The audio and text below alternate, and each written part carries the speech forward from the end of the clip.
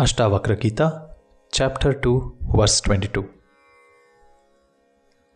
I am not this body, nor do I have any body. Because I am not a separate individual, but pure consciousness. My only bondage was that I had zest for life.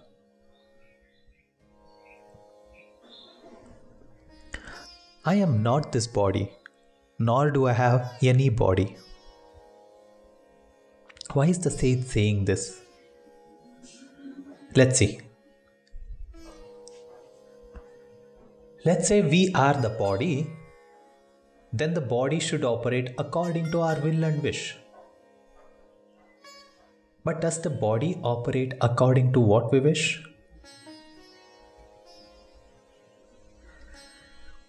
Did the body take birth as per our wish? Will the blood in the veins flow as per our wish? Will any internal operations of the body wait for our commands? Will the death arrive with our wish?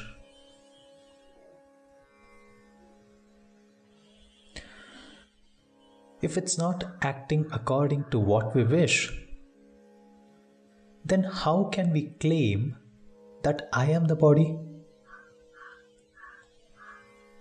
For example, if we need 5 hands instead of 2, will the body agree?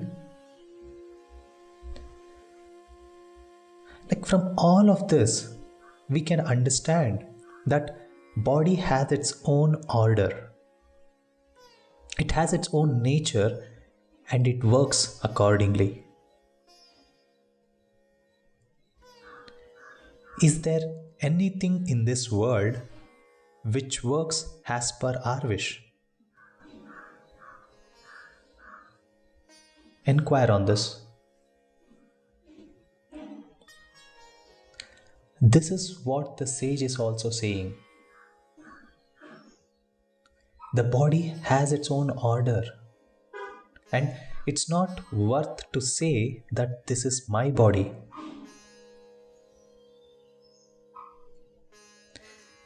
It's just our illusion that I am the body and the body is in my control. It's an illusion to think that the body is mine and the body works according to my wish.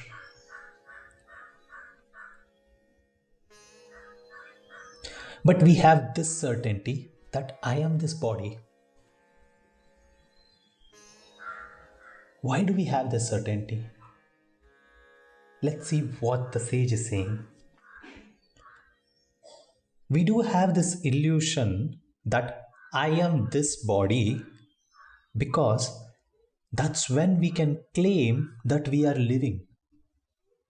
That's when we will have zest for the life.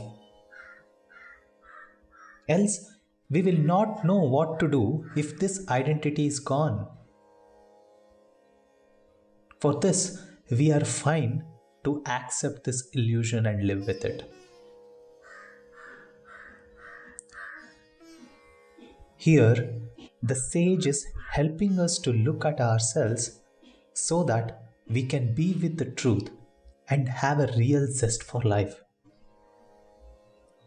which is understanding ourselves within and taking steps towards consciousness. If we are stuck with the body and the materials around this body, then we are not with our true nature. Let's inquire what's happening with us. What are we doing with our lives?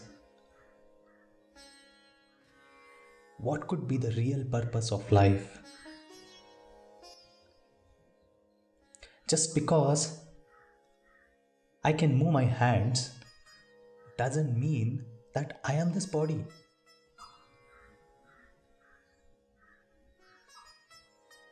this is just on the surface. But majority of the things which is happening by itself, where the mind is not even looking at it, what is that? How is that being operated? The sage is saying, I am consciousness alone. I am not the body, and not even this body is mine. Consciousness is who I am. So the bondage is only to think of ourselves as the body. Body is part of nature, and it's just doing its work as designed. Getting attached to these activities of the body itself is bondage.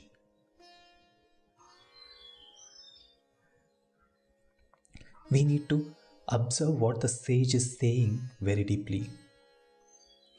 The sage is saying, getting attached to the activities of the body itself is bondage.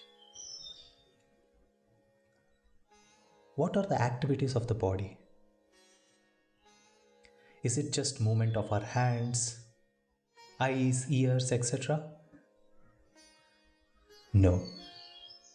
The sage is asking us to see all the activities. Our thoughts, emotions, desires, etc. are all the activities of the body itself. Yes, it's all related to the body, and that's the reason it keeps changing. Like, say, we are in a beautiful place, the thoughts and emotions would be very different. So that means that when we change the place, it has an impact on our thoughts and emotions. When we are in a deep sleep, the thoughts, emotions would be very different. Or there are no emotions there. It would be acting very differently. So when we observe all of these are all related to the body. We have given a lot of prominence to these things, thinking that it's out of body, it's something different. No, if we observe carefully, it's all related to the body, and its conditions are all related to the body.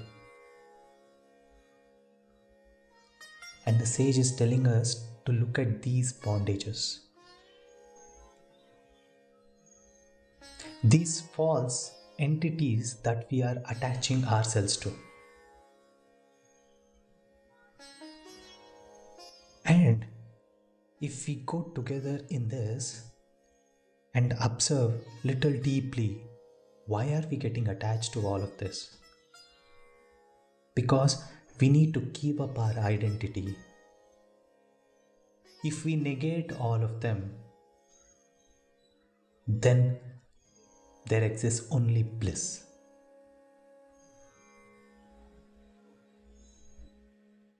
The sage is saying that this body is for us to help understand that I am not this body.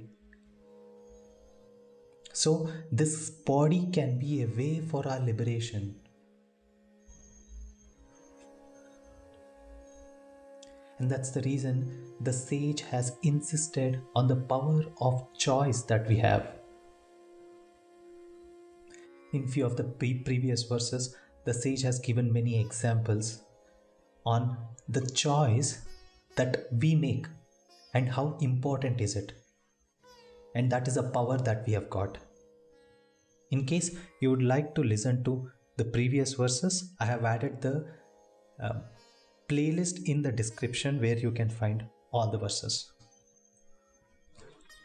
So the sage is saying we have a choice to choose liberation as well as bondage.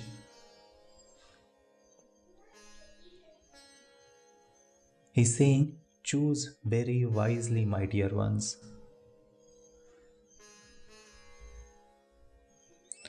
But who is choosing this body? Who is having desires which is leading to suffering that we go through in our daily lives? Who is keeping us in this trap? Let's see. It's the ego which is choosing. When the sage is talking about the ego, it's not the self-esteem that he's talking about. It's that sense of ego I that is created as an identity when we take birth. Ego is a strange thing which attaches with the body very strongly and makes this body very special. When we see someone else, we will not say that I am that person because the ego is not attached to someone else, while someone else is also made up of the same components as that of what we are made up of. Right? Think about this. The mind will run away from these questions, but it's worth looking at it deeply. Why does the ego want this body? Why does it need a limited body to get identified with?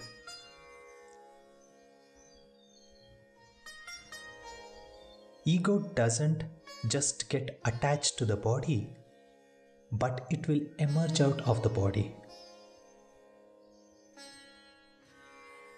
It attaches with many things, but primarily it emerges from body. So that's the reason it has a strong bondage with body.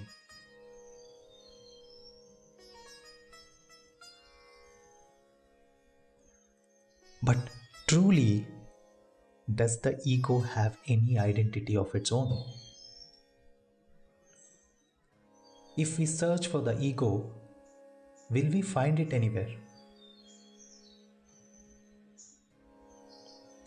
And even without this ego, will the body keep doing its processes without any problem? Like if the ego is not there, let's say we are deep asleep, will the body stop operating? No, right? The body has its own order and it will go on operating. So, is this ego important? If it's important, then for whom is it important? When we are sleeping, who is commanding the body to keep all the functions of the body in place?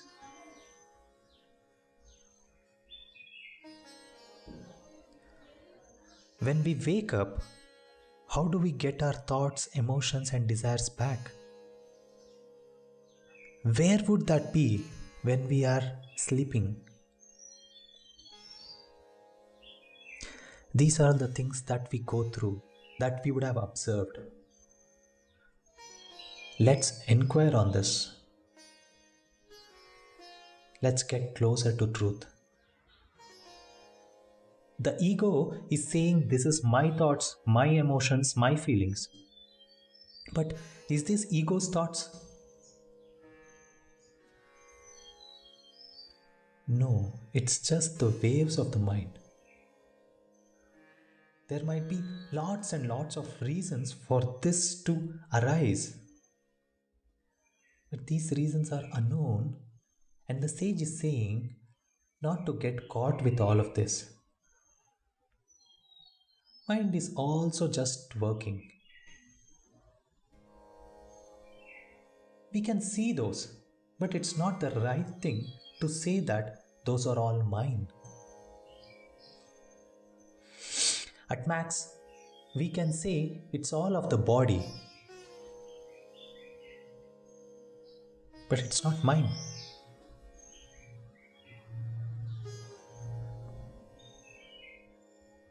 See how the sage is letting us see all of these things, and how he is starting from the very source. He is primarily letting us see what we see ourselves as.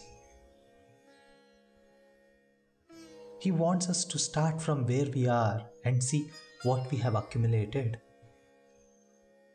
And what we have accumulated so far, is it real?